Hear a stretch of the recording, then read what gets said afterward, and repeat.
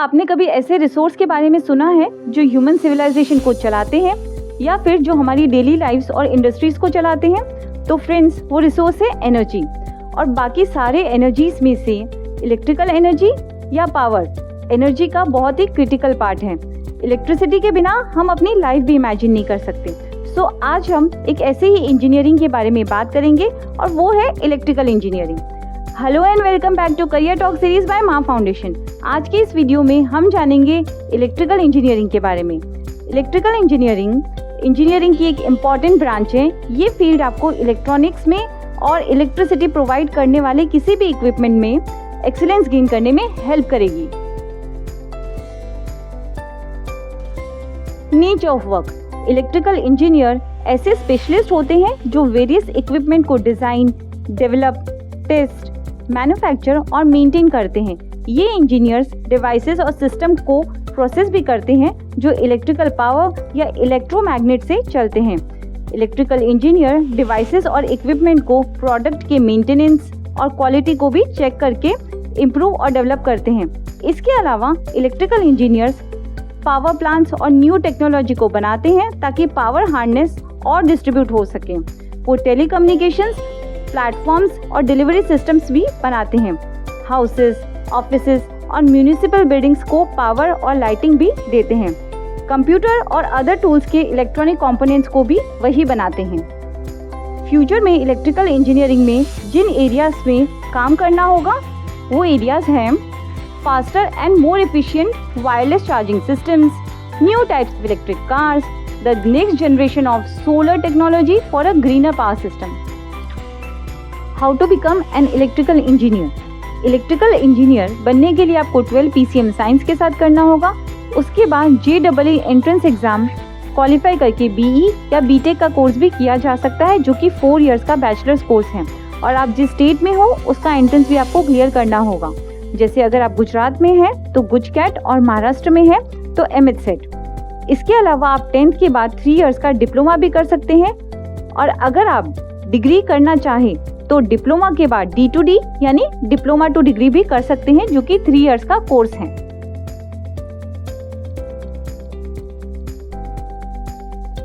What to learn.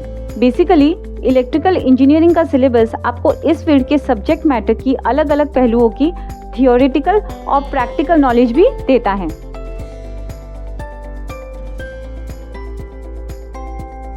Electrical engineering को लेकर कई मिथ्स भी हैं। Number 1, electrical engineering is pretty much same as electronics engineering. सबको लगता है कि इलेक्ट्रिकल इंजीनियरिंग और इलेक्ट्रॉनिक्स इंजीनियरिंग सेम है, बट इनमें काफ़ी डिफरेंस है। एज एन इलेक्ट्रिकल इंजीनियर आप इलेक्ट्रिसिटी के जनरेशन, ट्रांसमिशन एंड डिस्ट्रीब्यूशन के प्रॉब्लम्स पर काम करते हैं।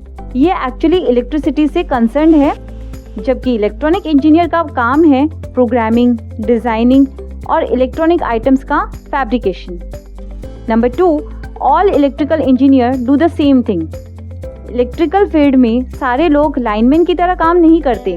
यहाँ एक स्पेशलाइज्ड एरिया होता है जिनमें आपको काम करना होता है, जैसे कमर्शियल, रेसिडेंशियल, इंडस्ट्रियल और light industrial. Needed skills. Attentiveness. Electrical engineers एक टाइम में मल्टीपल प्रोजेक्ट्स पर काम करते हैं। वो हमेशा फोकस्ड और अलर्ट रहते हैं क्योंकि उन्हें डिफरेंट एलिमेंट्स और उनके कैरेक्टरिस्टिक्स को यूज करके काम करना पड़ता है। Application software skills. Electrical engineering में इलेक्ट्रिक इक्विपमेंट के सिस्टम का डिजाइन, प्रोटोटाइपिंग और टेस्ट करने के लिए कई सॉफ्टवेयर का यूज होता है, जैसे कि signal processing, Autodesk, AutoCAD, programmable logic controllers, automation. Interpersonal skills. Electrical engineers के लिए वर्किंग एबिलिटी एक इम्पॉर्टेंट स्किल है। प्रोडक्शन प्रोसेस के टाइम उन्हें ध्यान रखना पड़ता है कि सारे प्रोसीजर्स प्रॉपर्ली कंडक्ट हो और वो भी शेड्यूल के साथ। उनमें कॉलीग्स से इंटरैक्ट करने की कैपेबिलिटी होनी चाहिए और सारे प्रॉब्लम्स का सलूशन भी निकालना आना चाहिए। इन्वेंटिवनेस। इलेक्ट्रिकल इंजीनियर्स में इन्वेंटिवनेस की क्वालिटी होनी बहुत ज़रूरी है क्योंकि यहाँ उन्हें न्यू प्रोजेक्ट्स पर काम करते समय अपनी क्रिएटिविटी को अप्लाई भी करना पड़ता है। इसी के साथ उन्हें इंडस्ट्री और टेक्नोलॉजी में आए न्यू इन्वेंशन से भी अपने आप को अपडेटेड रखना पड़ता है। Analytical skills. As an electrical engineer आपको सिस्टम्स को मैनेज करना आना चाहिए और उन्हें स्मूथली फंक्शन करने का ध्यान भी उन्हीं को रखना पड़ता है। यहाँ आपकी एनालिटिकल स्किल्स भी अच्छी होनी चाहिए। इससे आपको प्रॉब्लम को जानना और उन्हें सॉल्व करना बेहतर आएगा। इलेक्ट्रिकल इंजीनियरिंग के कुछ प्रोज है तो कुछ कॉन्स भी हैं। तो चलिए पहले बात करते हैं प्रोज की। Job flexibility. इलेक्ट्रिकल इंजीनियरिंग में आप दूसरी फील्ड में चेंज करके जा सकते हो। डिफरेंट फील्ड्स में यहाँ फ्लेक्सिबिलिटी भी है। तो चलिए अब चैलेंजेस की बात करें। Risky occupation. As an electrical engineer आपको हमेशा इंजरी का रिस्क हो सकता है। यहाँ पर्सनल रिस्क भी है।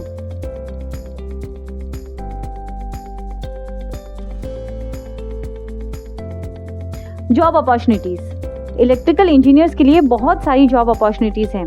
यहाँ आप plant engineering departments, electrical equipment and systems manufacturing companies, power generation and transmission centres, telecommunication companies, railways, IT industry, health care, equipment manufacturing industry, petroleum, steel and chemical industry और आगे आप इस field में research work भी कर सकते हैं।